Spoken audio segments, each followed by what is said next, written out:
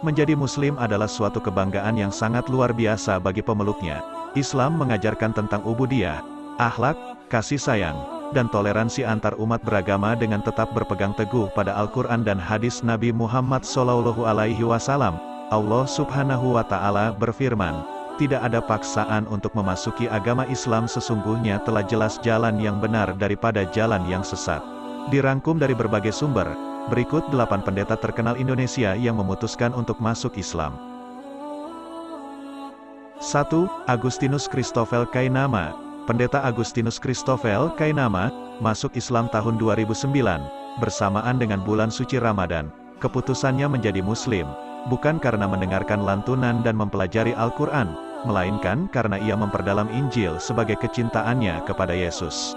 Apa yang membuat ia berubah? Rupanya setelah ia mempelajari Injil, dari situ ia memahami Nabi Isa ternyata juga menjalankan puasa, sholat, disunat, wudhu, tahajud dan bersedekah. Semua itu dilakukan pula oleh umat Islam.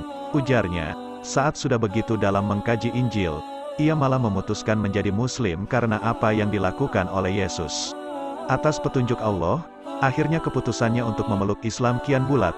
Ia mendatangi Masjid Agung Sunda Kelapa, Menteng, Jakarta Pusat, untuk membaca syahadat dan menjadi mualaf. Dalam buku hariannya tertulis, dia masuk Islam dan pertama kali membaca kalimat syahadat pada tanggal 26 Agustus tahun 2009, bertepatan dengan bulan suci Ramadan, bertempat di Masjid Agung Sunda Kelapa, Menteng, Jakarta Pusat. Setelah menjadi Muslim, kehidupannya berubah. Ia merasa keyakinannya diuji karena tidak ada satu orang pun keluarganya yang menerima ia menjadi seorang Muslim. Ia hidup sendiri lontang-lantung tanpa pekerjaan, tanpa uang, dan tanpa fasilitas yang selama ini ia miliki seperti mobil dan baju-baju. Meski keluarga semuanya memusuhi, dan fasilitas yang ia miliki hilang, tapi ia merasa bersyukur karena Allah telah memberikan hidayah dan kedamaian batin kepadanya. Ia bersyukur telah terlahir kembali menjadi seorang Muslim dan meyakini telah berada di jalan yang benar. 2. Petrus Kali.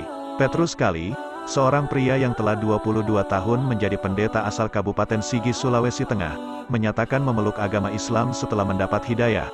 Petrus Kali saat memaparkan pengakuannya di hadapan ratusan jamaah Masjid An-Nur di Kota Palu, mengaku telah masuk Islam di kantor urusan agama di Kecamatan Palu Barat pada tanggal 1 Mei tahun 2015. Sebelum masuk Islam, pendeta berusia sekitar 55 tahun itu mengalami sakit-sakitan, kemudian sembuh.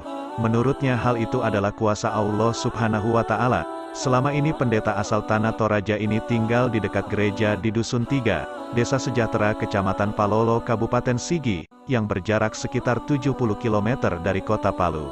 Setelah menyatakan masuk Islam, Petrus Kali mengganti namanya menjadi Ahmad Fikri. Selain dia, sebanyak 18 pengikutnya atau 6 keluarga yang merupakan warga desa setempat juga menyatakan memeluk Islam, dan nama-namanya sudah tercatat di KUA Kecamatan Palu Barat. Ahmad Fikri sendiri diperkenalkan kepada jamaah oleh tokoh Muslim asal Palu bernama Aziz Godal. Dalam pertemuan itu, ratusan jamaah Masjid An-Nur yang berada di Jalan Sis Al-Jufri juga memberikan sumbangan kepada Ahmad Fikri dan rombongan yang terkumpul sebanyak 13 juta rupiah. Uang tersebut rencananya akan dipergunakan untuk merehabilitasi gerejanya yang akan dialihfungsikan menjadi masjid. 3. Yahya Waloni. Yahya Waloni sangat dikenal sebagai penceramah yang biasanya bertopik pada kristenisasi dan misionaris. Topik itu tentunya berhubungan dengan latar belakangnya sebelum masuk Islam. Diketahui, Yahya juga merupakan seorang mualaf yang dulunya ia adalah seorang pendeta. Ia terdaftar sebagai pendeta pada Badan Pengelola AM Sinode GKI di Tanah Papua, wilayah V Sorong, Kaimana. Ia lahir dengan nama Yahya Yopi Waloni, dan dilahirkan di kota Manado tanggal 30 November tahun 1970. Keluarganya berdarah Minahasa yang taat pada agama Kristen. Dirangkum dari berbagai sumber, Yahya disebut pernah menjabat sebagai ketua atau rektor Sekolah Tinggi Teologia, STT, Calvinis Ebenezer di Sorong tahun 1997 sampai tahun 2004. Meski begitu, banyak penyangkalan dari pihak umat Kristen atas status Yahya tersebut.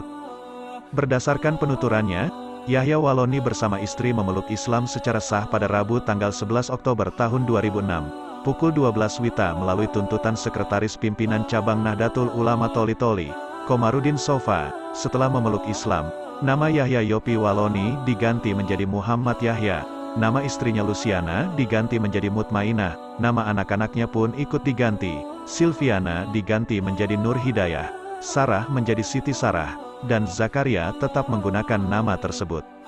4. Matius alias Kiai Haji Rohmat Hidayat. Matius awalnya merupakan seorang pendeta yang misionaris, kerap membangun gereja dan menolong umat lain agar mengikuti keyakinannya. Suatu hari ia mendengar azan subuh. Kala itu Matius merasa aneh. Mengapa suara dan bunyi azan subuh terasa aneh? Karena ada tambahan kalimat, es-sholatu khairum minan naum.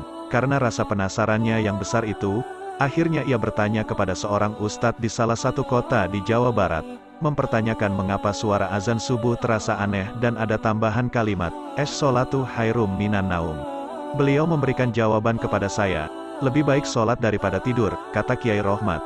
Namun di situ Matius bukannya mendapati rasa simpati, rasa bencinya kepada Islam makin besar. Hal itu karena dirinya merasa iri orang Islam rela meninggalkan tidurnya demi beribadah di pagi buta. Kemudian ustadz tersebut memberikan sebuah Al-Quran dan terjemahannya kepada Matius, cetakan dari Departemen Agama. Kata beliau kepada saya, ini untuk Bapak Pendeta kalau memerlukan. Tapi kalau tidak tolong kembalikan tuturnya. Tapi saat itu Matius tetap menerimanya dan membawanya ke kontrakan yang ditempatinya. Sebelum membuka Al-Quran yang diberikan ustadz itu, Matius memperlihatkannya kepada anggotanya saat itu. Lalu mereka menertawakan apa yang sedang dibawa dan dipegang oleh Matius, Al-Quran. Namun Matius tetap ingin membuka dan membacanya. Meskipun saat itu ia belum bisa membaca tulisan Arab dan hanya memahami makna dari setiap ayat yang ada di dalam Al-Quran. Sebelum membukanya, ia merasa ragu dan bingung harus memulai dari mana. Matius pun berdoa kepada Tuhannya agar dibukakan mata telinga dan hati untuk membuka Al-Quran. Saat membukanya, lembaran pertama yang dibukanya adalah surah Ali Imran. Matius tertuju pada ayat 85 dan 102.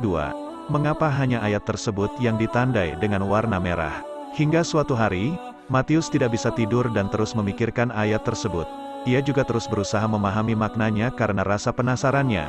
Sambil menahan air mata, Matius menceritakan makin dirinya berdoa kepada Tuhan. Makin dibukanya makna dalam Al-Quran tersebut. Ia sendiri merasa heran, karena hal tersebut merupakan keanehan yang dirasakan sepanjang hidupnya. Kemudian hidayah pun turun kepadanya. Karena setelah mendengarkan azan subuh dan memahami ayat 85 dan 102 surah Ali Imran, Matius pun juga dengan tegas mengumumkan bahwa kepercayaan yang saat ini ia pegang adalah Islam, karena akan memberikan keselamatan kepadanya. Hanya Islam yang benar, tegas Kiai Rohmat, wallahu alam bisawab. 5. Dewa Putusutrisna.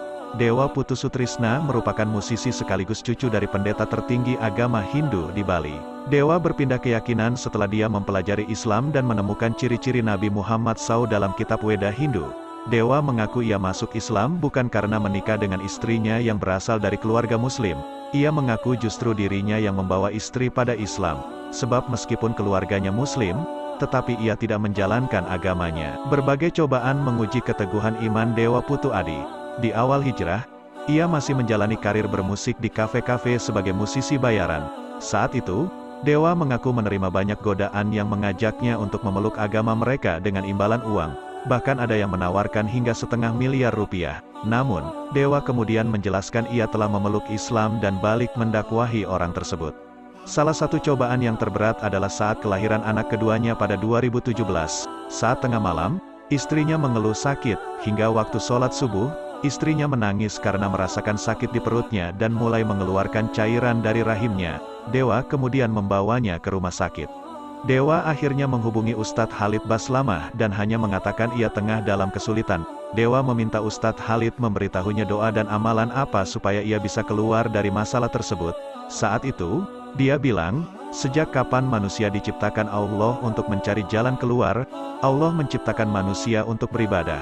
Jadi kalau antum punya kesulitan, ibadah, minta sama Allah, ujarnya. Ucapan Ustadz Khalid itu menjadi tamparan baginya. Pasalnya, yang biasanya ia melakukan sholat duha, hari itu ia melewatkannya.